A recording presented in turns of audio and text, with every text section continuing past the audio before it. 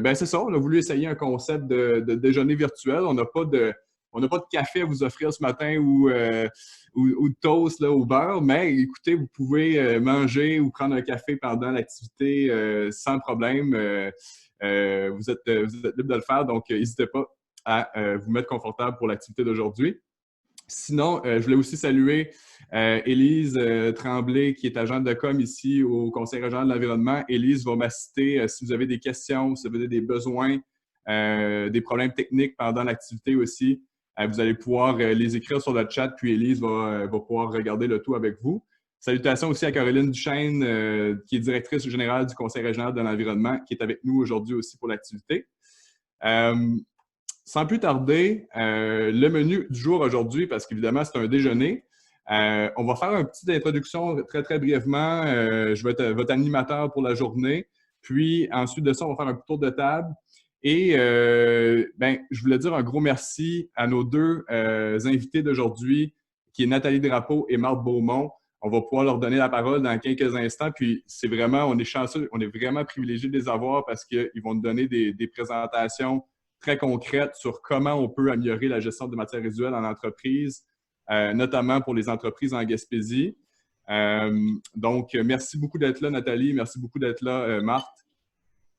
Si jamais, après le déjeuner d'aujourd'hui, vous aimeriez aller un petit peu plus loin, parce que, évidemment, c'est impossible de tout parler aujourd'hui puis de nommer toutes les ressources, mais le but aujourd'hui, c'est justement d'initier une première discussion, une première réflexion sur le sujet.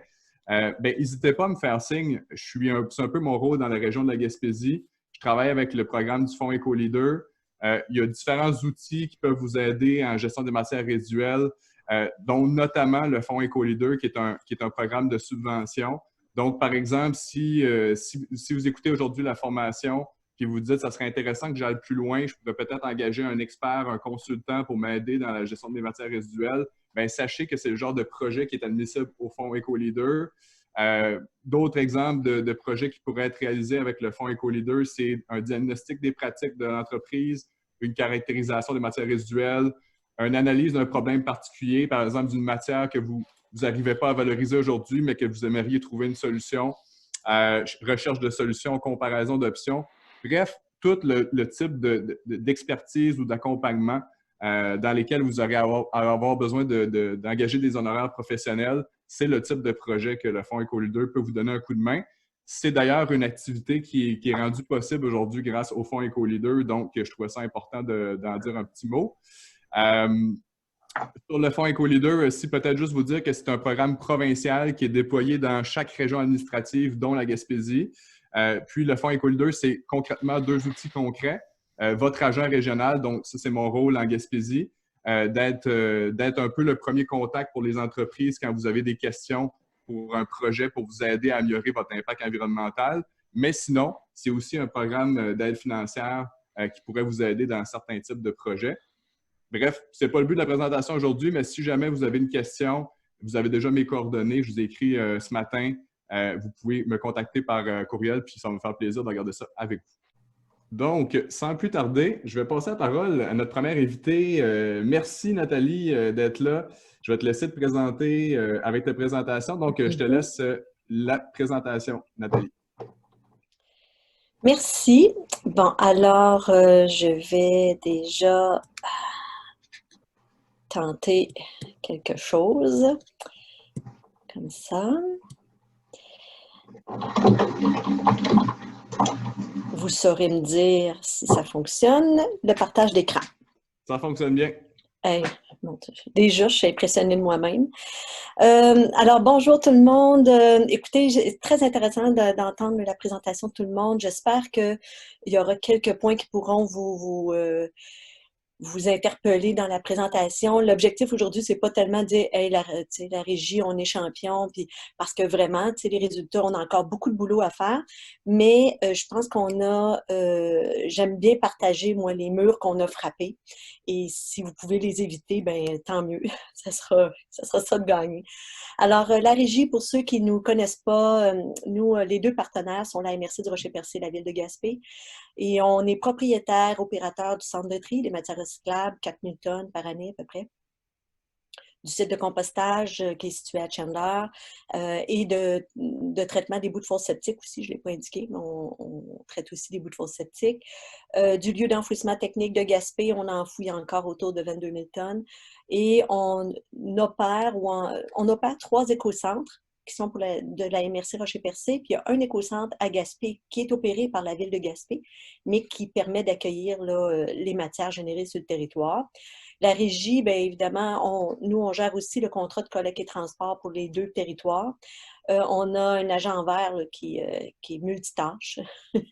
Et on a aussi 2 chargés de projet, Laurent et Laurie. Nous autres, on les a engagés à cause de leur prénom. Et on a aussi, donc, on gère aussi des interventions auprès des ISE. Donc, pas ISE, mais des ICI. Je vais tasser la face de tout le monde. Bon, voilà. Le PGMR, on fait l'évaluation des coûts, le budget, etc. Alors, c'est un peu notre quotidien à la régie. OK, bon. Oui, c'est ça. Maintenant, un petit portrait juste de nos... là, c'est bien fatigant, je m'excuse, hein, c'est parce que j'ai la face et ça me cache. Bon. Comment je fais pour tasser ça? Il faut que je ferme la... Ah, peut-être que si je ferme ça comme ça, non, puis-je? Comme ça. Ah, voilà! Phew. Donc, notre portrait de ICI, sur les 2 territoires, là, vous voyez, on a à peu près un 12-1300 ICI qu'on accompagne, c'est-à-dire auprès desquels on fait, qu'on réalise des interventions soit minimes, soit plus fréquentes, soit même très, très, très fréquentes pour certaines. Mais sachez que 44% des matières qui sont enfouies au LET proviennent de la clientèle institution, commerce, industrie. Alors pour nous, chez nous, vraiment, c'est une préoccupation d'être capable de les rejoindre et d'être capable d'amener un changement de comportement là, au sein de leur secteur. J'ai ventilé ici là, les catégories qui sont plus préoccupantes chez nous, là, la restauration, l'hébergement, le secteur évidemment des produits marins, le secteur municipal et les épiceries. Donc, ce seront vraiment les catégories là, auprès desquelles on consacre beaucoup d'énergie. Bon. Juste vous dire, bon, dans toute la panoplie d'interventions qu'on a réalisées depuis le début, là, nous, en 2012, on a implanté donc le compostage du territoire de la MRC Rocher-Percé et on s'est dit à ce moment-là, bon, ben parfait, là, on va devenir un petit peu plus audacieux au niveau des démarches auprès des ICI. On a à ce moment-là implanté la tarification utilisateur, générateur, payeur, c'est-à-dire qu'on prend en compte le nombre de contenants, le type de contenant, le volume, avec la fréquence de collecte, parce qu'on n'avait pas tout le temps des données de peser, et on a établi un processus de facturation en fonction de ce que les ICI faisait comme choix, le choix de gestion. Et donc, déjà, ça, c'était implanté à partir de 2011-2012. Avec le compostage, évidemment, on s'attendait à des changements de comportement. Là, vous allez voir que pour certains, ça s'est réalisé, pour d'autres, non. 2016, on a implanté donc un inventaire des outils des ICI à Gaspé parce que l'implantation de la 3e voie est arrivée en 2018. 2019, l'implantation du compostage plus près des ICI, donc plus au sein des ICI sur une base volontaire. Et 2021, je tiens à le mettre là, il y a plusieurs choses qui vont se passer en 2021, mais entre autres, on va avoir un nouveau règlement de gestion de matières résiduelles qui va obliger, c'est-à-dire qu'il va obliger, oui, les résidents comme les ICI à trier leur matière adéquatement, ce qui implique de recycler, de composter, de valoriser et ultimement d'enfouir. Question, Nathalie, Oui. ce règlement-là que tu viens de parler, c'est propre à votre territoire ou c'est l'ensemble de la Gaspésie? C'est propre au territoire MRC Ville de Gaspé, puis MRC Rocher-Percé. Et ça a pris 1 an et demi, 2 ans, là, puis quand vous allez le lire, vous allez dire, ben là, c'est pas la fin du monde, là, mais c'est fou, mais le premier petit paragraphe là, qui dit obligé de trier, là, ça c'est comme une petite victoire, là, faut travailler pour se rendre là parce qu'il y a un enjeu, hein, il y a un enjeu d'application. Un règlement, c'est bien le fun de l'adopter, mais il y a un enjeu d'application. Puis pourquoi on s'est rendu là? C'est parce que tous les efforts qu'on a commis depuis maintenant, ben on a encore 44 Tu sais, il y a encore un volume important qui est enfoui. Au niveau de l'enfouissement, ça n'a pas baissé tant que ça, tu sais, au cours des 5 dernières années. Là. Alors, on n'a pas le choix de passer à une étape supplémentaire.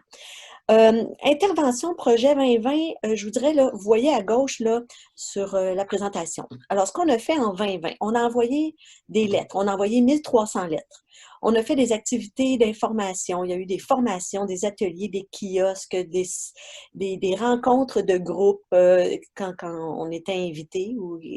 Des téléphones, des courriels, évidemment. L'agent vert qui a fait des tournées, qui envoyait, qui prenait des photos, qui transmettait des lettres personnalisées quand on faisait des constats là, de comportement inadéquats. On a fait des diagnostics de GMR pour certains ICI aussi. On a fait des analyses de coûts pour certains autres ICI et je vais vous expliquer un petit peu dans quel contexte. Parfois, c'était, je vais vous donner un exemple, un commerçant qui dit non, moi je ne crois pas à ça, là, que composter, là, ça va être bénéfique, c'est un paquet de troubles. Mais là, en faisant l'analyse des coûts avec eux, il s'est rendu compte qu'il y avait peut-être une économie de 2000$ ou même 500 ou même 3000. Donc, voilà.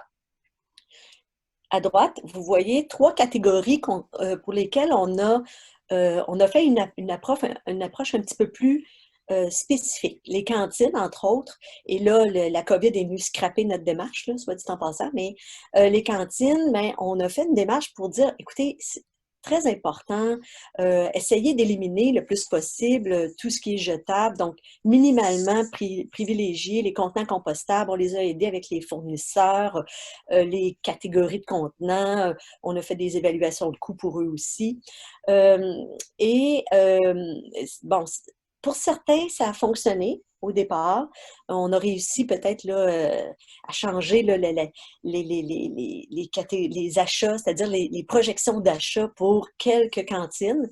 Mais pour les autres, ils nous ont dit, ben là, nous autres, on avait déjà acheté notre stock à l'automne dernier, c'était trop tard, il faut qu'on passe au travers de ça.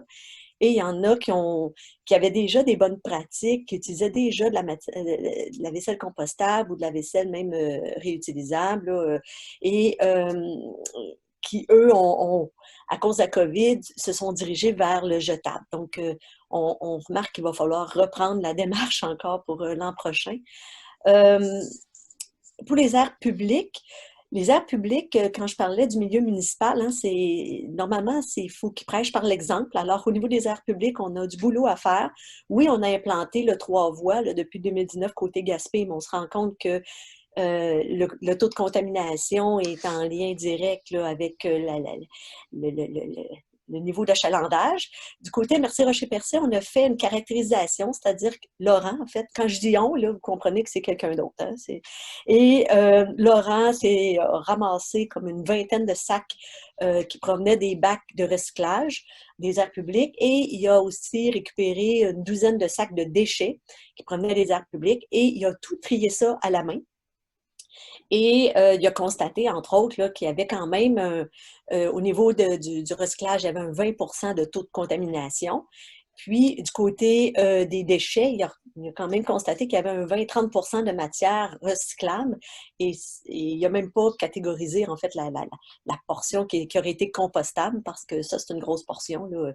Alors, il reste, si au niveau des aires publiques, là, on était capable d'avoir une approche différente, on pourrait détourner une partie du volume-là.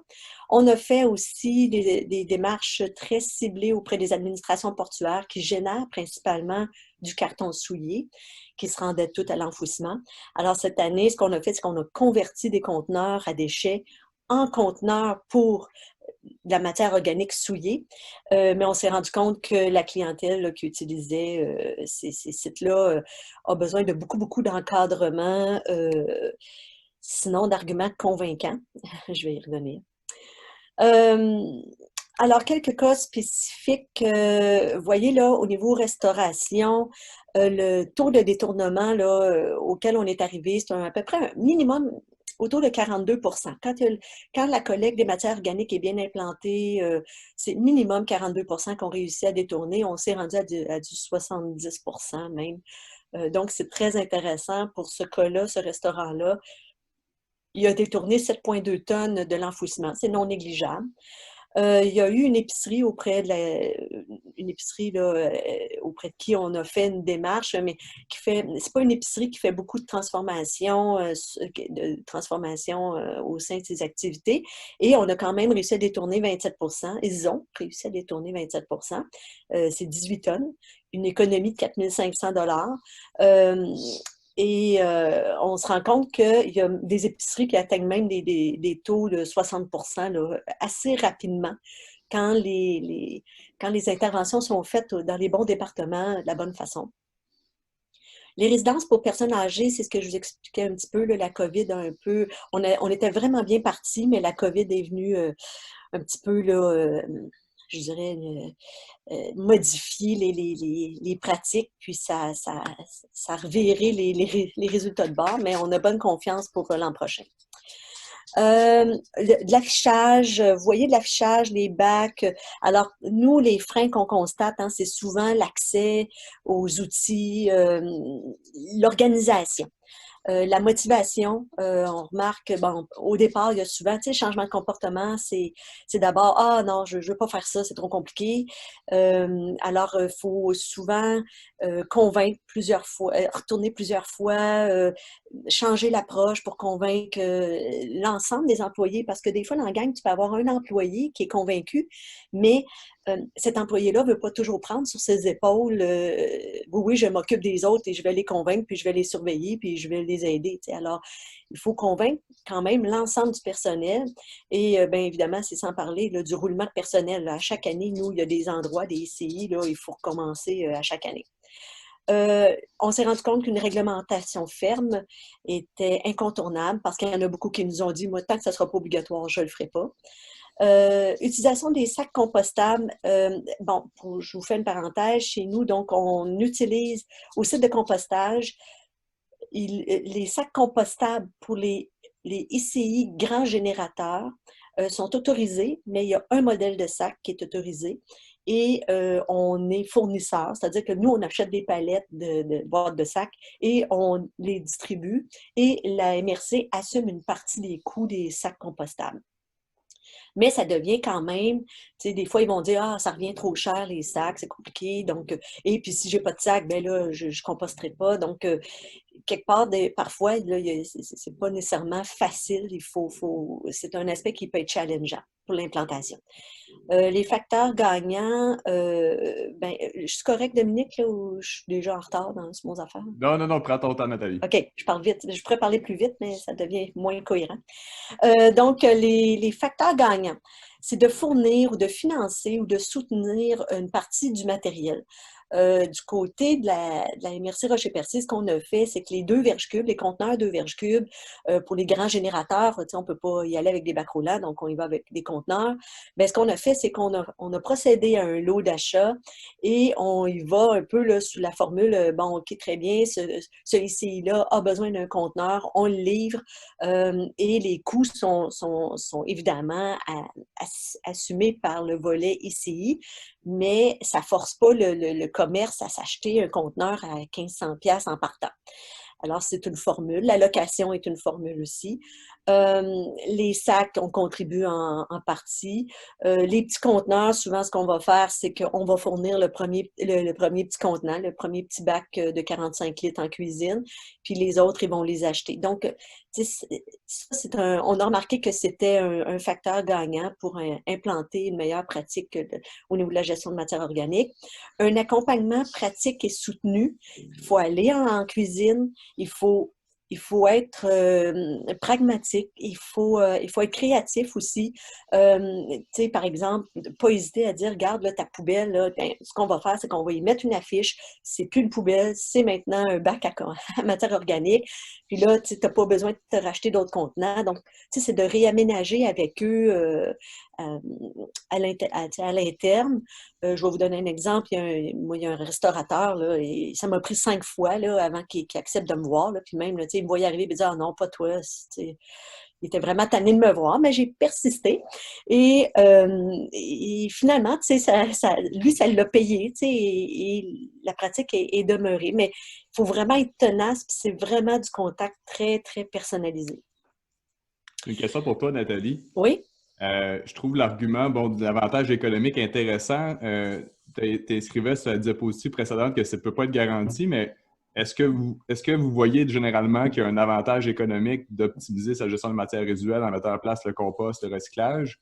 Puis est-ce que vous avez documenté, là, tu en as présenté, mais est-ce que vous avez documenté quelques cas qu'on peut faire connaître? Oui, ben je pourrais. Il y en a pour.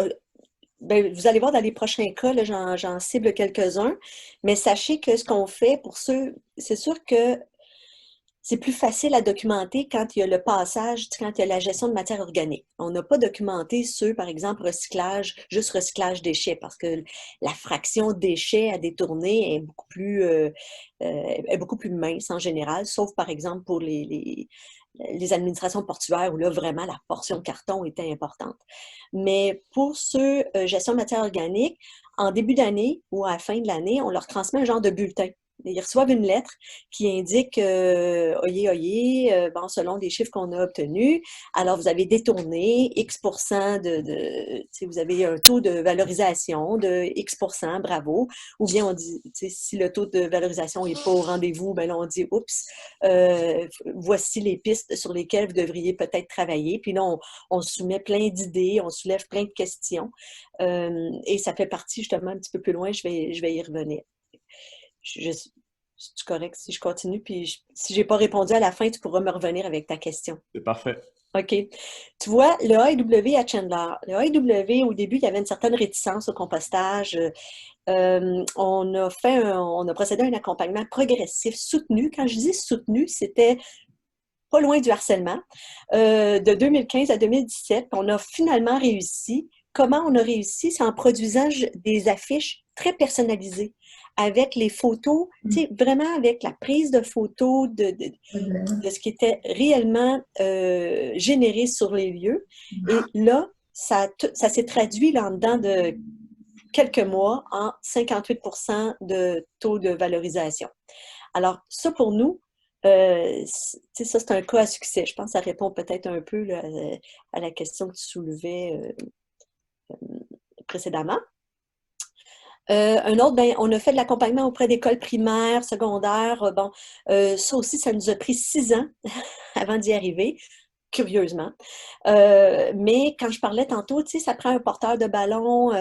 Il faut qu'il y ait un genre d'alignement des astres. Et parce que les écoles, en tout cas sur la majorité des territoires, on appelle ça des TGT, les institutions, le taux global de taxation, qui ne sont pas nécessairement concernés par la taxe. Hein. Eux, ils ne voient pas ça directement sur le compte de taxe. Donc, l'aspect économique les rejoint pas tant. Il faut les rejoindre par l'aspect mission, l'aspect organisation, futur des jeunes. Donc, c'est plus l'angle que ça nous a pris, là, ou en tout cas qu'on a réussi à ouvrir. Là. Puis finalement, le succès est au rendez-vous. Là. On a un taux il n'est pas inscrit ici, mais il me semble qu'on dépassait le 60% au niveau des déchets. Là, on avait vraiment réduit les déchets de 60%. Encore une fois, on a fait beaucoup d'accompagnement au niveau là, affichage, matériel fourni, etc. Au niveau fonctionnement aussi, je prends le temps de le dire, parce que des fois, on s'est rendu compte, ça a pris 2 ans avant de comprendre que le problème, c'était ben, la direction, elle voulait bien, mais la conciergerie, c'est pas sa responsabilité. Bon, la conciergerie dit, ben oui, je veux bien, mais c'est parce que moi, c'est pas dans mon contrat. Puis là, la commission scolaire, elle dit, ouais, mais je comprends, mais c'est parce que là, tu sais. Alors, c'était un petit peu, là, on jouait un peu à ce jeu-là, mais on a fini par trouver le point de départ, puis ça s'est traduit en un succès qui entraîne aussi l'implication des élèves, des enseignants. Administration portuaire dont je vous parlais tout à l'heure, le projet pilote là, qui a été réalisé, ça a pris 2 ans là, avant de réaliser complètement, mais vous voyez, là, toutes les boîtes qui ont été détournées, là, écoutez, c'est comme 80% de détournés, si je me rappelle bien, mais ça prend ben, Laurent est allé trier directement dans les conteneurs. Tu as beau mettre une affiche, tu as beau donner une lettre aux pêcheurs. Ça prend ça, un encadrement et une vigilance hors du commun. Donc, dans ce cas-ci, ben, la réglementation et les coûts, la connaissance, une meilleure connaissance des coûts va certainement faire la différence. Oui, c'est ça. Donc, voilà. Je parlais de 80% tantôt. En tout cas, ils ont détourné 7 tonnes de carton parce qu'ils envoient encore 24 tonnes aux déchets. C'est quand même, c'est quand même incroyable. Alors, on a du boulot à faire de ce côté-là. Alors, comment convaincre les entreprises? Et là, là, je ne vois pas, je vois pas la figure de personne et ça, c'est toujours un petit peu embêtant parce que je ne sais pas si j'ai réussi donc à transmettre suffisamment d'informations, mais voici les constats que nous, on fait. D'abord, ce qu'on a remarqué, c'est qu'il y a beaucoup d'entreprises qui ne connaissent pas leurs coûts. Ils ne savent pas, ils payent une facture, ils payent différentes factures, ils en payent un peu sur le compte de taxes, ils payent un peu de location, ils payent un peu de factures qui arrivent là, de façon ponctuelle. Mais en général, ils ne connaissent pas bien leurs coûts de gestion de matières résiduelles. Ça, là, il y a besoin d'accompagnement. Je ne dis pas que ce sont tous les ICI, mais il y a beaucoup de ICI qui ont besoin d'accompagnement de ce côté-là. Et de connaître sa génération de matières résiduelles, de fouiller dans les poubelles, de prendre le temps là, de regarder, bon, qu'est-ce que j'ai jeté? Qu'est-ce qui s'est jeté dans chaque département? Premièrement, j'ai combien de poubelles sur l'ensemble du site? Oh boy, j'en ai 14. OK. Ça génère 14 sacs par jour. Il faut faire cet exercice-là et le constat, c'est qu'ils ont besoin d'accompagnement pour faire ça, pour entreprendre cet exercice-là. Un changement à la fois, surtout pour implanter la gestion de matière organique, mais on pourra avoir la même réflexion pour le recyclage, là, j'y reviendrai, mais au niveau de la matière organique, il y a comme une présomption de départ là, qui est pas facile, là, puis là, oh, c'est comme si en transférant cette matière-là d'un sac poubelle à un sac compostable, il devenait comme soudainement radioactif, là. Alors là, il faut traverser ça, mais il faut y aller des fois, il faut commencer par un département qui, lui, est plus willing, puis là, il dit, ah, ben, puis là, puis il fait la démonstration que finalement, c'est pas si compliqué, puis que finalement, ça se passe assez bien. Et puis après ça, on reproduit ça dans les autres départements. Pour les fast-foods, du côté, tu sais, j'expliquais tantôt le AEW, ben, le côté client, faut être bien ferré parce que on ne veut pas se retrouver non plus avec là, un taux de contamination trop élevé. Donc, ça aussi, ça prend là, un changement qui est souvent le dernier qu'on va réaliser. Former son monde. Former son monde, là, ça, on ne le dira jamais assez. On parle, tu sais, la lettre, la fameuse lettre qu'on envoie, le bulletin, ou etc. Toutes les démarches qu'on a faites se sont traduites par zéro diminution à l'enfouissement. Alors, on a beau faire des appels, envoyer des lettres, faire de l'accompagnement. Entre 2019, là, quand je regarde la lettre, quand on a envoyé la lettre en fin 2019 et les volumes qu'on a cette année, la baisse à l'enfouissement qu'on a eue, c'est à cause de la COVID parce qu'il y a beaucoup d'établissements qui n'ont pas réouvert. Mais sinon, la traduction, elle n'est pas significative au niveau des effets positifs. Là, je ne veux pas décourager personne, je veux juste démontrer à quel point on a quand même travaillé fort et qu'il faut être tenace dans nos démarches. Donc, il faut offrir des formations, il faut faire un affichage clair, signifier nos objectifs, il faut répandre la bonne nouvelle. Évidemment, il faut que la direction soit très convaincante dans ces démarches-là et il faut recommencer au début de chaque saison. Il faut se poser des questions aussi pour sortir du statu quo. Qu'est-ce que je génère? Qu'est-ce qui nous coûte le plus cher? Qu'est-ce qui se composte? Qu'est-ce qui se recycle? Qu'est-ce qui peut aller à l'éco-centre? Est-ce que je pourrais changer des emballages recyclables ou compostables? Et ça serait quoi l'impact de coût? Tu sais, les cantines, en faisant le coût, des fois, ça représentait à peine même pas 5 cents là, sur chaque vente. Alors, tu sais, est-ce que c'est si grave que ça, des fois, tu sais, d'augmenter de 5 sous parce que peut-être que le payback, tu vas l'avoir au niveau de la gestion de tes déchets? Puis est-ce que je peux carrément éliminer certaines matières? Tu sais? Donc, évidemment, que ce soit les pailles, d'autres. Il y en a, par exemple, qui ont statué en faisant l'exercice, on dit, ouais, mais finalement, pourquoi on achète ça? On n'a pas besoin. Alors, ça a poussé des réflexions un petit peu plus loin. Voilà. Hey, merci Nathalie. C'est tout le temps qu'on avait. On va passer la parole maintenant à Marthe. Mais gars, je t'invite, comme à tout le monde en parle, là, je t'invite à rester parmi nous puis à répondre aux questions. S'il y a d'autres gens qui ont des questions, ils peuvent l'écrire dans le chat. Donc, je vais tout de suite, à partir de maintenant, partager. On va débuter en fait avec, avant que Marthe prenne la parole, on va partager une vidéo que Marthe voulait vous présenter qui est introduit au programme Ici on recycle de Recycle Québec. Peut-être juste, est-ce qu'il y a quelqu'un qui peut me confirmer que vous voyez bien mon écran? Excellent, Oui. merci. Donc, je vous fais jouer ça et ensuite, Marthe, je te passe la parole.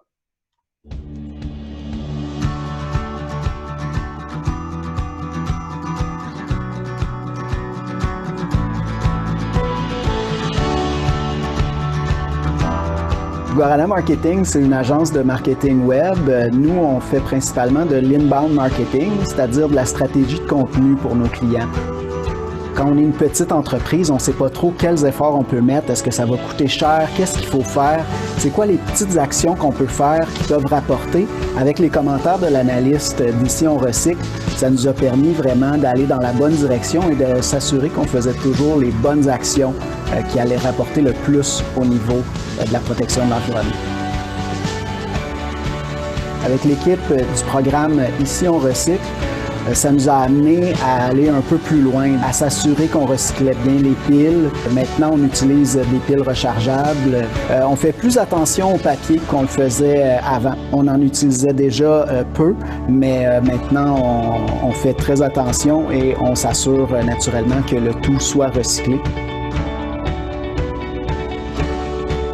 Pour toutes les petites entreprises qui cherchent à améliorer leur gestion des matières résiduelles, passer par le programme Ici on recycle, c'est définitivement quelque chose de bénéfique. Si chaque petite entreprise au Québec fait un pas dans le bon sens, ça va amener à des résultats.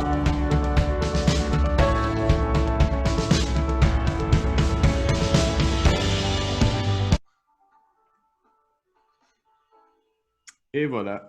Je te passe la parole sans plus tarder, Marthe. Ben, merci beaucoup. Alors, merci de m'accueillir chez vous directement. Ça fait du bien de voir des gens autres que nos collègues. J'aime beaucoup mes collègues, mais j'aime beaucoup les gens en général aussi. Ça fait du bien. Écoutez, je tenais à vous présenter cette petite vidéo-là un peu pour vous mettre comme dans l'esprit du programme. Et puis, je travaille pour Recycle Québec. Je suis agente de développement industriel depuis de nombreuses années. Ça fait comme plus de 25 ans, 27 ans que je suis chez Recycle Québec. Et j'ai le plaisir de travailler avec les ICI, qui sont les industries, commerces et institutions. J'ai un avantage de passer après Nathalie parce qu'elle a passé tous les acronymes, alors je peux les utiliser et les gens vont les comprendre avec GMR, gestion de matières résiduelles, ICI, etc. Mais si j'en utilise et que vous savez pas c'est quoi, passez par le chat ou posez-moi la question, ça va me faire plaisir. Alors là, ça, c'est l'élément stressant. Il faut que je partage mon écran. Est-ce que vous voyez ma présentation? Bon, là, on va juste comme la remettre au début. Même nos couleurs fit bien, alors avec les déjeuners masqués et ICI on recycle, alors j'ai pas pu m'empêcher de les fusionner, les mettre ensemble. Alors, je vais commencer en félicitant les attestés, parce que oui, on a des attestés ICI on recycle plus en Gaspésie. Alors, au niveau 2, il y a le CIRAD, alors félicitations, je sais que vous êtes parmi nous ce matin. La MRC Avignon sur Carleton-sur-Mer et la régie aussi pour leur bureau administratif et le centre de tri. Alors, merci pour les mesures que vous mettez en place. Et on a au niveau 3, Performance Plus, les deux Uniprix, donc Uniprix Laurent Carbonneau, Lebeau et Frédéric Méthode Pinel à Chandler et l'Uniprix aussi à Percé. Alors ça, c'est nos attestés qui sont en Gaspésie. Je commencerai d'abord à faire une petite parenthèse par rapport à la présentation qu'a fait Nathalie. D'abord, je suis d'accord avec tous les enjeux, là, Nathalie, que vous avez émis. Je suis tout à fait d'accord avec au niveau de la sensibilisation, au niveau de l'importance de toujours remettre l'épaule à la roue, comme on dit, et puis d'aller de l'avant, sensibiliser, recommencer encore. Alors, c'est aussi un enjeu auquel on tient compte. Et puis, je trouvais que le programme Ici on recycle plus, c'est vraiment un très, très beau complément à l'accompagnement que vous faites avec les ICI. Puis ça, je tiens à vous en féliciter aussi là, de l'accompagnement assez complet là, que vous offrez aux ICI. Alors, ici on recycle plus vient vraiment comme complémenter la démarche que vous faites auprès d'eux. Bon, alors les objectifs du programme, on a deux grands objectifs. Le premier, c'est vraiment d'aider les ICI à améliorer leurs pratiques en gestion de matières résiduelles. Alors, on l'a vu dans la vidéo, on l'a vu aussi par les témoignages que vous avez fait tout à l'heure. C'est pas toujours évident, on ne sait pas par où commencer, on n'est pas conscient des choses aussi ou par manque de connaissances ou par manque, tu sais, la vie va vite, on a plein de choses à faire, bon, etc. Alors, le programme est là pour vous aider dans ce sens-là et naturellement aussi pour reconnaître officiellement là, vos efforts en gestion de matières résiduelles. À qui s'adresse Ici on recycle plus? Alors, ça s'adresse à tous les types d'ICI. Donc, j'ai donné quelques exemples, bureaux administratifs, les écoles, les bibliothèques, les commerces de détail, les microbrasseries pourraient être là aussi. Alors, c'est vraiment tous les types d'ICI.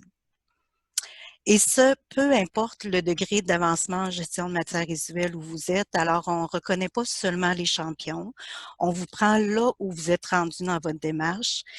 Si vous êtes au début des démarches, que vous récupérez quelques matières et ça s'arrête là, nous, on peut vous accompagner là-dedans. Et quand je parle au niveau de l'accompagnement, je veux juste clarifier que nous, on ne se met pas à la place, on ne prend pas la place des consultants.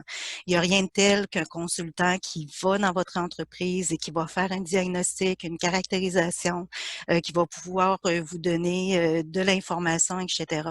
Nous, on est là, on est au bout du fil. Alors, on peut vous diriger, vous donner des conseils par téléphone, mais on ne peut pas aller mettre nos mains, on ne peut pas aller directement là, dans vos édifices.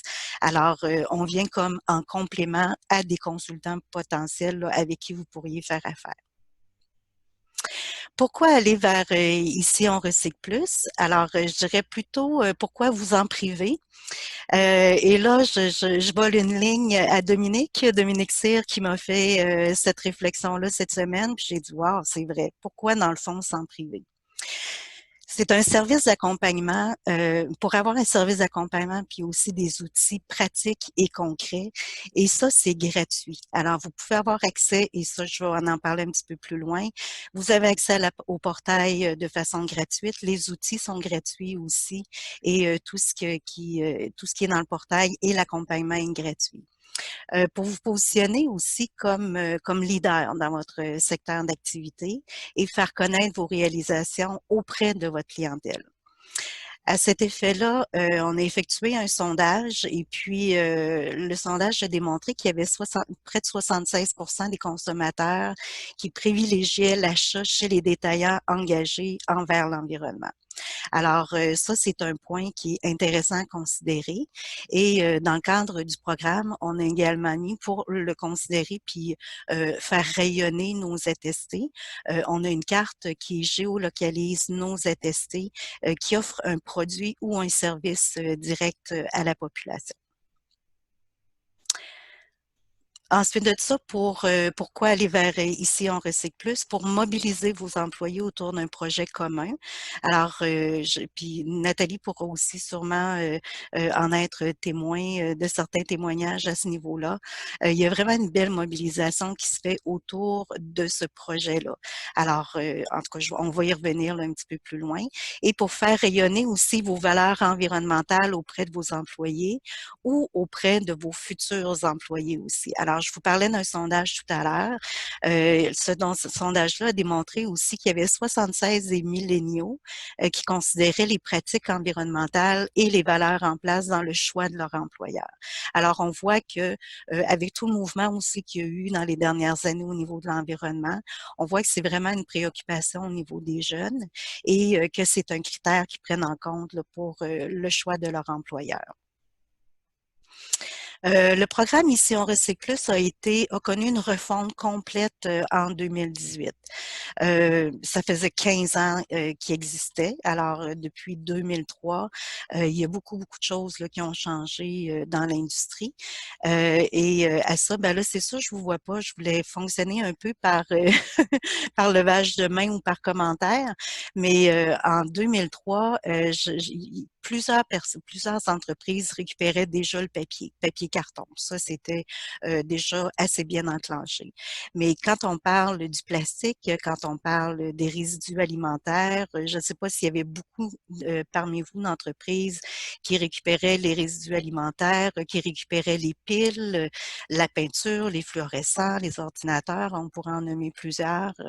C'était pas très fréquent là, à l'époque et qui avait une politique d'approvisionnement éco-responsable qui parlait de réduction à la source, de réemploi. Alors, c'était beaucoup moins présent là, à ce moment-là. Alors, c'est pour ça qu'on a voulu faire une refonte complète à cause de l'augmentation aussi de filières de récupération. Auparavant, il y avait des récupérateurs de papier, un peu au plastique vers métal, mais de plus en plus, on voit des filières de récupération qui viennent faciliter leur mise en place dans les ICI. Il y a plus aussi de mesures gouvernementales. Alors, depuis 2003, le gouvernement il s'est vraiment doté de nouvelles mesures, de cibles de récupération, de cibles de réduction à la source. Et tout ça, ça l'a permis de vraiment mettre la barre plus haute là, au niveau de la gestion des matières résiduelles. On parlait tout à l'heure des matières organiques. Il y a quelques mois seulement, le ministre de l'Environnement a lancé sa stratégie de valorisation au niveau des matières organiques. Et je tiens à préciser que, parce qu'on parlait d'obligations tout à l'heure, alors à partir de 2024, en fonction de cette stratégie-là, les ICI vont avoir l'obligation de récupérer les matières organiques sous peine de pénalité. Alors, 2024, c'est vraiment dans pas longtemps. Donc, ça vous donne le temps de vous organiser et d'être proactif aussi, là. Le programme est donc plus exigeant parce que, bon, on axe beaucoup au niveau de la réduction à la source et du réemploi, ce qui était moins le cas dans le cadre de la version précédente. On offre aussi plus d'outils, plus d'accompagnement personnalisé et on offre aussi plus de visibilité là, à nos attestés. Alors, c'est sûr que le programme est plus exigeant parce qu'il y a beaucoup plus d'opportunités qu'en 2003 au niveau de la gestion des matières résiduelles, beaucoup plus de possibilités. Et avec Ici on recycle plus, les attestés répondent maintenant là, aux standards de ce qu'on appelle une saine gestion des matières résiduelles. Les niveaux du programme, les niveaux d'attestation, il y a le niveau 1 qui est le niveau mise en œuvre, comme Guarana qu'on a vu là, dans la vidéo au début de la présentation. Alors ça, c'est vraiment la porte d'entrée du programme Ici on recycle plus. Le niveau 2, c'est le niveau performance de base. Niveau 3, performance plus. Et le niveau 4, c'est le niveau élite. Comme je le mentionnais tout à l'heure, le portail, les outils, l'accompagnement, tout ça, c'est gratuit. Vous pouvez les utiliser aussi longtemps que vous le souhaitez, sans obligation de votre part. Vous pouvez ouvrir votre dossier, il va être là encore dans 1 an, 1 an et demi, 2 ans. Alors, toutes vos informations peuvent être concentrées à l'intérieur de ce dossier-là, de votre dossier sur le portail. Les coûts, tout ça, c'est gratuit au niveau du portail et tout ça. Les coûts, c'est seulement si vous décidez de vous faire attester, donc de soumettre votre demande et d'obtenir l'attestation gouvernementale qui est Ici on recycle plus. Alors, au niveau des coûts, c'est pour 3 ans. Donc, quand vous êtes attesté, c'est pour 3 ans. Pour le niveau mise en œuvre, c'est 350 $. Pour le niveau 2 et 3, c'est 450 $. Et oups, là, ici, j'ai fait une petite erreur. Pour le niveau élite, c'est 550 $. Alors ça, c'est pour 3 ans. Je vous parle d'outils depuis tout à l'heure qui est pour vous aider. Alors, c'est quoi ces outils-là? On a d'abord le portail ici on Recycle Plus, qui est un nouveau portail aussi qu'on a mis en place en 2018. Le portail contient un formulaire unique. Alors, c'est vraiment là où vous allez aller cocher oui, aller mettre vos documents, vos pièces jointes, etc. Vous avez accès à 82 mesures. Alors, on a voulu mettre beaucoup de mesures pour pouvoir inspirer puis donner des idées aux ICI qui veulent enclencher cette démarche-là. Pour être attesté ici on Recycle Plus, il y a 12 mesures qui sont obligatoires et elles sont bien indiquées dans le formulaire et on va les voir là, un petit peu plus loin. La façon dont on fonctionne, c'est que quand vous cochez, vous obtenez des points. Alors, plus vous cochez de oui et plus vous avez de points. Comme l'a mentionné Dominique aussi en début de présentation, cet accompagnement-là peut se faire soit à l'interne, donc par vous-même, ou encore vous faire aider par un consultant externe et c'est possible de le financer là, par le biais du fonds EcoLeader. Dans les outils, le portail comporte aussi des outils concrets et pratiques. Donc, il y a des modèles, des exemples, des fiches d'information, des références, etc. Alors, il y a vraiment plusieurs outils. On ne vous laisse pas en plan. Donc, vous avez une mesure, on vous demande par exemple, est-ce que vous avez un comité vert? On vous dirige vers une fiche d'information qui vous parle des avantages, de la façon de constituer votre comité vert. Alors, on vous accompagne vraiment là, dans cette démarche-là. Il y a une grille de calcul aussi pour ceux qui veulent être Performance Plus et Élite. Alors, pour les premiers niveaux, c'est pas nécessaire. La grille de calcul, c'est vraiment pour démontrer votre taux de récupération et on a aussi la possibilité de calculer, selon certains critères ou certaines conditions, le calcul, on peut faire le calcul de réduction à la source. Alors, quand je parle de certaines conditions, c'est qu'il faut que vous ayez déjà fait une caractérisation, que vous ayez déjà des données en main précédentes pour pouvoir les comparer avec les données actualisées. Mais là, je rentrerai pas trop dans le détail. Écoutez, j'en aurai pour 1h30 de présentation à vous faire. J'essaie vraiment de concentrer tout ça. Et on l'améliore toujours, notre portail. Alors, si vous avez des commentaires, des suggestions, on est toujours ouvert là, à le faire évoluer parce qu'il est vraiment là pour vous. Et par exemple, on souhaite à l'automne 2020, ça semble bien s'enligner pour ça, on va mettre un outil qui va vous permettre de créer votre plan d'action personnalisé. Alors, dès le moment où vous commencez que vous rentrez, que vous allez chercher votre dossier sur le portail, vous allez avoir la possibilité de vous créer votre propre plan d'action personnalisé. Et ça, on en est très fiers. On a hâte de vous le présenter et de le rendre disponible pour vous. Puis dans les outils, on parle aussi d'accompagnement par l'équipe ici on Recycle Plus tout au long de votre démarche. Et ça, je vais insister beaucoup tout au long de la présentation, que ce soit en début de démarche, au milieu, vous avez une question, vous savez pas trop c'est quoi, la notion de GMR, de ICI, par où commencer, comment former un comité vert. Nous, on est toujours là pour répondre à vos questions. Alors, vous pouvez soit nous contacter par téléphone, soit par courriel. Je vais tout vous donner les coordonnées là, à la fin de la présentation. Alors, n'hésitez pas, ça nous fait plaisir de vous parler. Le processus d'inscription, alors je vous l'explique rapidement. Donc, vous allez sur l'hyperlien, ici on Recycle Plus, l'adresse est là.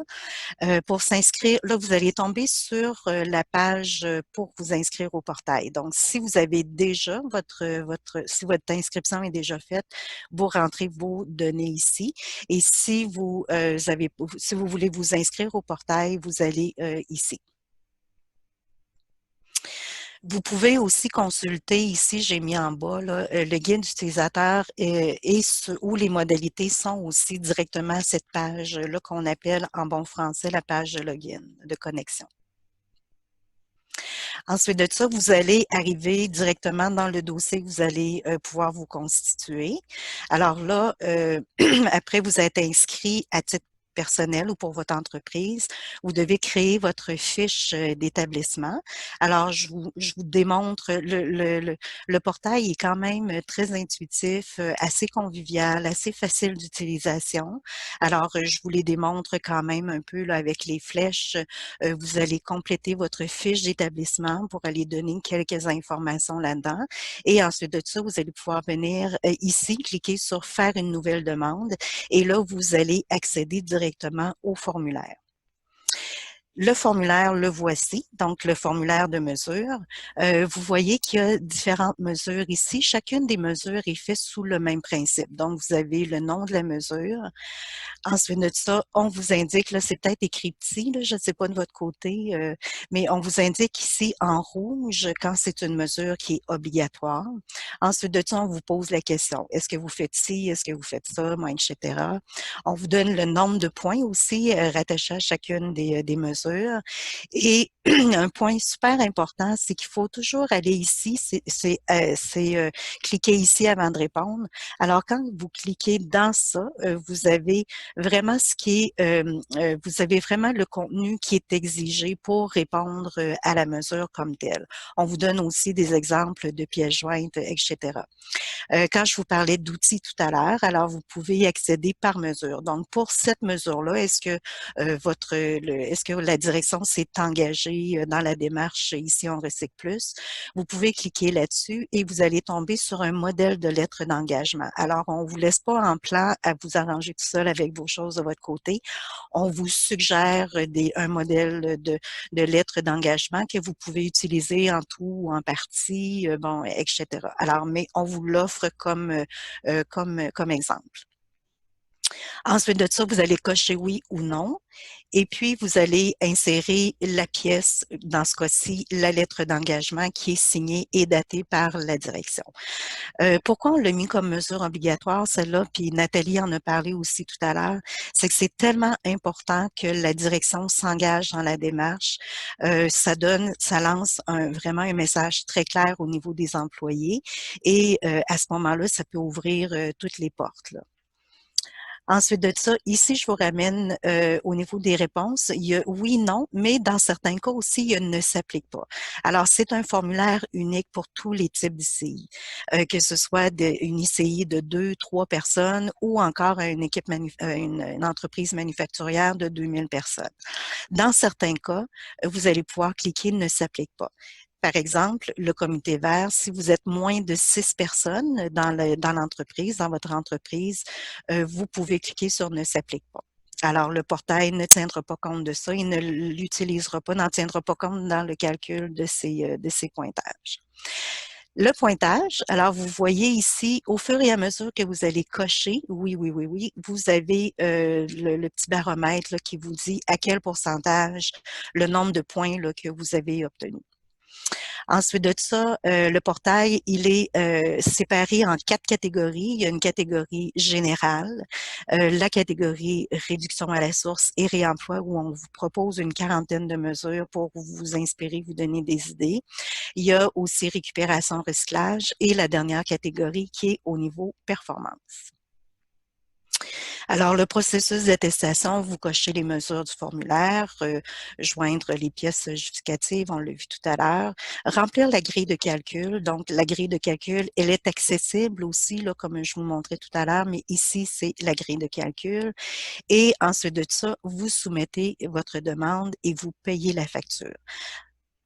Ça, on va y revenir un petit peu plus loin. Contactez-nous à n'importe quelle étape du processus. Je sais que je suis tannante avec ça, mais je veux vraiment que vous saisissiez qu'on est là pour vous puis pour vous aider. Alors, au niveau de mise en œuvre, pour obtenir l'attestation, vous devez obtenir 30% du formulaire. Alors, 30%, ça veut dire les 12 mesures obligatoires, plus que quelques autres mesures. Et ça vous permet d'obtenir votre attestation. Pour performance, c'est 50% du formulaire. Pour Performance Plus et Élite, là, on vous demande le formulaire et vous avez aussi l'obligation de nous fournir un taux de récupération et donc de remplir la grille de calcul. Alors, pour être accepté ou obtenir l'attestation Performance Plus, vous devez obtenir 70 %. Ça, c'est le score global. Donc, un mélange, une addition de du formulaire et de la grille de calcul. Et pour nos élites, c'est 90 %. Alors, les élites, je crois qu'on est rendu à 26 élites au Québec. Donc, c'est intéressant. Comme mentionné, il y a 12 mesures qui sont obligatoires, peu importe le niveau. Alors, quelles sont-elles, ces Juste un mesures petit commentaire, obligatoires-là? Marthe, si tu Oui, permets. Juste oui. mentionner aussi que sur votre site web, ici au RECEC, on peut voir la carte du Québec, donc de voir aussi les établissements, lesquels sont certifiés avec quel niveau. Donc, ça peut être intéressant des fois d'aller voir justement les types d'entreprises qui sont certifiées élites ou d'autres niveaux. Oui, absolument. En fait, on a 2 cartes. Il y a une carte qui géolocalise tous les attestés et on en a une aussi spécifiquement pour ceux qui offrent un service ou un produit directement aux consommateurs. Alors, on a les 2 cartes disponibles sur notre site web et aussi, on fait la promotion de nos attestés sur nos réseaux sociaux. On fait une tournée aussi à chaque année qui va probablement être virtuelle cette année. Mais bon, alors, c'est ça. Oups, là, j'ai accroché ça. Alors, les mesures obligatoires, c'est ce que les 2 Uniprix et tous les attestés aussi que je vous ai présentés tout à l'heure de la Gaspésie, les mesures auxquelles ils ont dû répondre. Alors, les mesures obligatoires, c'est vraiment nous ce qu'on considère comme étant des mesures de base, puis je vais vous expliquer au fur et à mesure pourquoi. Donc, la direction s'est engagée dans la démarche d'attestation. On l'a mentionné tout à l'heure, toute l'importance que la direction s'engage dans la démarche et lance un message qui est quand même sans équivoque au niveau des employés, puis au niveau aussi des clientèles et de leurs fournisseurs. Avoir nommé un responsable de gestion de matières résiduelles. Alors, on parlait tout à l'heure, Madame Drapeau, Nathalie parlait de l'importance d'avoir un porteur de ballon. Alors, dans le cadre de la démarche, nous, on juge comme mesure obligatoire d'avoir un responsable GMR, c'est vraiment une mesure obligatoire pour que le programme soit mis en place, mais aussi soit périn. Alors, c'est ce qu'on vise. Avoir formé un comité vert. Donc, c'est aussi une mesure obligatoire. Quand on parle d'un comité vert, c'est 2 personnes et plus. Donc, c'est pas nécessairement d'avoir 10 personnes qui se rencontrent toutes les semaines, etc. C'est vraiment que le dossier de GMR soit porté sur les épaules de plus d'une personne, parce qu'on en parlait aussi tout à l'heure, toute l'importance de pouvoir compter sur un pilier, sur un porteur de ballon, mais si le porteur de ballon s'en va, alors souvent tout tombe et il faut recommencer à zéro. Il y en a qui savent même pas qui est le récupérateur, à quel moment il passe. Donc, là, à ce moment-là, le système de gestion de matières résiduelles qui a été mis en place recule de 2-3 pas et doit tout recommencer à zéro. Alors, c'est pour ça qu'on juge que d'avoir un comité vert, l'information est détenue par plus d'une personne et aussi les idées peuvent sortir plus facilement. Hein. Quand on est tout seul avec soi-même, les idées viennent moins rapidement que si on est 2, 3, 4 personnes. La motivation aussi, puis le dynamisme autour de la gestion de matières résiduelles. La 4e mesure obligatoire, c'est d'avoir sensibilisé, donc d'avoir informé leur personnel au niveau de la démarche en cours. Alors, ça, c'est important aussi là, pour aller chercher toute la mobilisation dont on parlait tout à l'heure. Ils ont dressé le portrait du système, de leur système en place là, au niveau de la gestion de matières résiduelles. Ça, Nathalie l'a abordé aussi tout à l'heure dans sa présentation. Toute l'importance de savoir d'où on part. Donc, qu'est-ce qu'on a actuellement qui est lié à notre gestion des matières résiduelles? Combien on a de bacs? C'est quoi, qui est notre récupérateur pour telle matière, pour telle autre matière? C'est quoi la fréquence qui viennent? Est-ce qu'on a des bacs adéquats dans des endroits adéquats pour faciliter le tri? Est-ce qu'on a de l'affichage à proximité pour que les gens sachent bien quoi mettre où pour éviter la contamination et faciliter le tri aussi là, auprès des usagers? Donc, le portrait du système de gestion de matières résiduelles, c'est vraiment important. Nous, on a un modèle qu'on vous offre sur le portail Ici on recycle directement au niveau de la mesure et vous pouvez l'utiliser, en utiliser un autre, mais on vous a monté un fichier Excel pour vraiment tout inclure, ramener l'information sur la gestion des matières résiduelles dans un seul et même document. Alors ça, c'est précieux, d'autant plus qu'il va rester sur votre dossier du portail aussi longtemps que vous le souhaitez. La sensibilisation des employés sur la réduction à la source. Donc, ça aussi, c'est une mesure obligatoire. Oui, la récupération, c'est important, mais on ne parlera jamais assez souvent de comment on peut réduire à la source, réduire nos approvisionnements, aller vers le durable, etc. Autre mesure, là, je ne sais pas combien il me reste de temps, je vais aller rapidement. Ils ont diminué la quantité de papier généré en privilégiant l'électronique et l'informatique ou l'affichage, au lieu comme, par exemple, la fameuse revue de presse qui était auparavant imprimée pour 20, 40, 50 employés. Alors là, c'est plus au niveau de l'affichage ou encore au niveau de l'envoi électronique. Ils se sont aussi donné un objectif de réduction à la source et sur le portail, un objectif qui est mesurable. Et sur le portail, on vous donne des exemples d'objectifs de réduction à la source que vous pourriez vous donner. Ils ont affiché des consignes de tri près des équipements de récupération et récupèrent les produits visés par l'AREP. Donc, l'AREP, c'est la responsabilité élargie des producteurs. Je ne rentrerai pas trop dans le détail, mais c'est tout ce qui est les huiles, les peintures, les piles, les appareils électroniques et informatiques, les lampes fluo compactes. Sachez qu'en tant qu'entreprise et aussi en tant que citoyen, vous n'avez plus à payer pour vous départir de ce type de matière-là. Donc, si vous avez des questions à ce sujet-là, vous pouvez toujours nous contacter. Et ils récupèrent aussi les résidus domestiques dangereux. Donc, ça, c'est les 12 mesures qui sont obligatoires.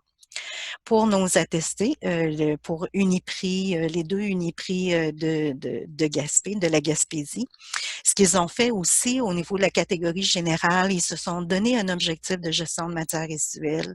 Ils ont un plan de gestion des matières résiduelles, une politique de gestion de matières résiduelles. Ils font des événements éco-responsables, ils sensibilisent leurs employés et ils prennent en compte aussi leurs commentaires et les suggestions avec l'aide d'une boîte de suggestions. Alors, les employés peuvent faire leurs commentaires et eux peuvent réajuster leur plan ou leur système en conséquence. Alors ça, cette rétroaction-là est super importante pour pouvoir réajuster le tir en cours de route. Au niveau de la catégorie réduction et réemploi, ils ont mis en place 23 mesures de réduction et réemploi. Alors, c'est vraiment intéressant. Ils ont de la vaisselle durable, des impressions recto-verso, des réunions sans papier. Ils achètent des produits en vrac. Ils ont des linges à vaisselle et des serviettes lavables au lieu d'être des papiers essuie-mains. Alors, c'est quelques exemples de ce qu'ils font. Au niveau de la récupération, ils récupèrent le papier carton, plastique vers métal, les cartouches d'encre, les résidus de table, les pneus, etc. Pour la performance, ils informent les employés de leur performance en GMR. Ça, c'est important aussi parce que si on donne l'information à nos employés, on veut aussi qu'ils voient les efforts qu'ils font, qu'est-ce que ça donne en bout de piste. Alors ça, c'est très important aussi là, de faire une rétroaction vers les employés pour leur dire où est-ce que vous en êtes arrivé dans vos démarches. Ils ont fait aussi un bilan de ce qu'ils récupèrent, de ce qu'ils jettent. Donc, on parlait de caractérisation tout à l'heure et qui leur donne un taux de récupération. Donc, c'est l'exemple de ce que les 2 Uniprix qui ont obtenu Performance Plus dans la Gaspésie ont fait. Je te permets, Marthe, oui. juste dire qu'il y a un article super intéressant qui est paru il y a peut-être un an sur ces 2 pharmacies-là. Je pense que c'est Radio-Canada, et puis on apprenait que leur taux de valorisation, c'est 85 et 93 %. Oui, c'est ça. Impressionnant, là. Oui, très impressionnant. Oui, absolument, absolument. Merci pour la précision. Pour finir, le processus en bref, cocher les mesures du formulaire, joindre les pièces justificatives, remplir la grille de calcul pour ceux qui veulent atteindre une performance plus et élite. Et vous pourriez arrêter là et continuer à utiliser les outils, bon, etc. Si vous décidez de soumettre votre demande, et ça, c'est sûr qu'on vous encourage à le faire parce que tant qu'à mettre en place différentes mesures, on vous encourage à faire connaître vos efforts là, à vos clientèles, à vos fournisseurs, à vos employés. Et si vous décidez de soumettre votre demande, c'est là où vous allez recevoir une facture. Mais sinon, et puis vous ne pouvez pas soumettre par erreur. Il y a vraiment un bouton qui est soumettre votre demande et on vous demande, êtes-vous sûr de vouloir soumettre votre demande? Alors, ça ne peut pas être soumis par erreur ou en tout cas, il y a peu de chances que ce soit fait. Ensuite de ça, on reçoit votre dossier. Une fois que vous avez payé la facture, on va analyser la candidature. Et là, il y a toute une discussion qui s'ouvre parce que c'est pas juste comme un point final. Alors, vous soumettez votre candidature, l'analyse le prend en charge.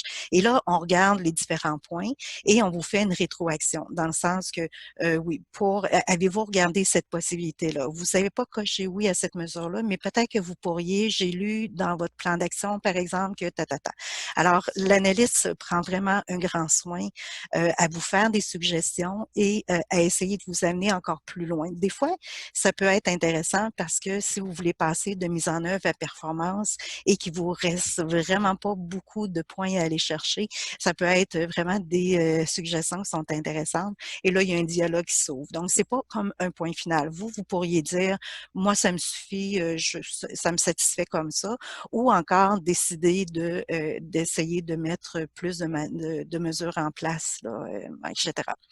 Et ensuite de ça, vous obtenez la confirmation de l'attestation.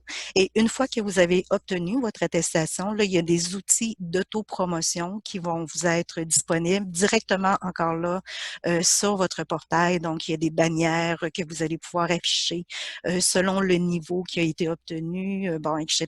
Il y a vraiment différents outils là, qui vous sont offerts. Alors voilà.